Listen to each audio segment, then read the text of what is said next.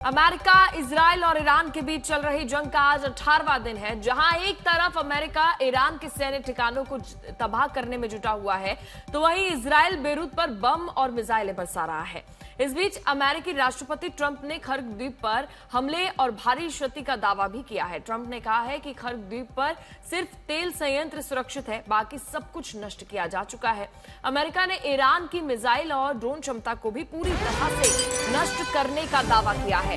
Trump ने Iran को कागज का शेर बताया है। तो अमेरिका, इजराइल और ईरान के जंग के बीच का आज 18वां दिन है। ट्रंप ने दावा किया है कि ईरान की मिसाइल क्षमता को नष्ट कर दिया गया है। ईरान को सिर्फ एक कागजी शेर बताया गया है ट्रंप द्वारा। कागज का शेर है ईरान, ये डोनाल्ड ट्रंप ने कहा है। सीज फायर से ईरान ने साफ इनकार भी कर दिया है। अमेरिका और इजराइल के इन तमाम दावों के बीच ईरान जंग के मैदान में डटा रहा है। वहीं मुस्लिम देश तय करे वो किसके साथ है, ये ईरान का बयान भी सामने आया है। अमेरिका, इजराइल और ईरान की जंग का आज 18वां दिन है। ऐसे में ईरान के राष्ट्रपति मसूद पेजेश्कियान भी उनका भी एक बयान सामने आया है। वहीं ट्रंप ने क्या कुछ कहा आपको बता देते हैं। खर्ग द्वीप पर तेल संयंत्र सुरक्षित है, ईरान के रक्षा औद्योगिक ठिकाने नष्ट किए जा चुके हैं, ट्रंप ये दावा कर रहे हैं। ईरान की मिसाइल ड्रोन क्षमता लगभग अब खत्म हो चुकी है। ट्रंप का ये बड़ा बयान सामने आया है। आज युद्ध का 18वां दिन है, ऐसे में ट्रंप ने कहा है। वहीं आपको बता दें कि ईरान के राष्ट्रपति मसूद पेजेश्कियान भी साफ कर चुके हैं कि ईरान किसी भी कीमत पर आत्मसमर्पण नहीं करेगा। ईरान ने सीज फायर पर भी बातचीत से साफ इनकार कर दिया है।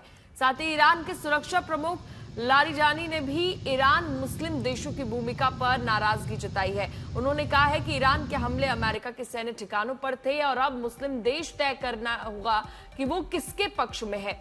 ईरान के विदेश मंत्री ने कहा है कि इजराइल और अमेरिकी हमलों में मरने वालों में 200 से ज्यादा बच्चे शामिल हैं। मुस्लिम देशों को इस नरसंहार पर अपना रुख साफ करना होगा।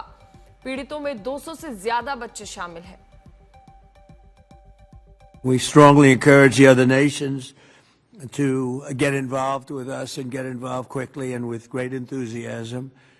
I have that from a number of them, and I'd like to say their names, but frankly, I don't know if they would want me to or not, because maybe they don't want to be targeted.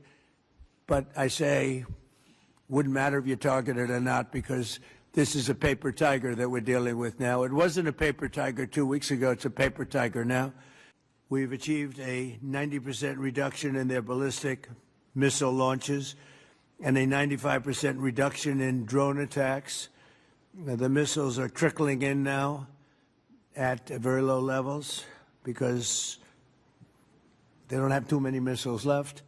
We've also attacked the manufacturing plants, where the places where they manufacture the missiles and the drones. And that's going on today. We just hit 3 of them today. And it's getting very hard for them to manufacture.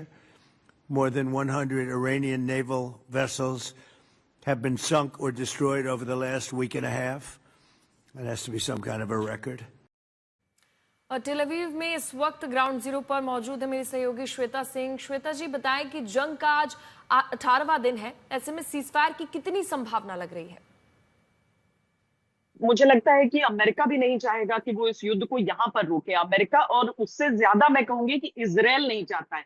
America के सामने अपने अपने जो घरेलू उनके लोग हैं, जो डोनाल्ड ट्रंप के अपने वोटर्स हैं, उनको लेकर चिंता जरूर है।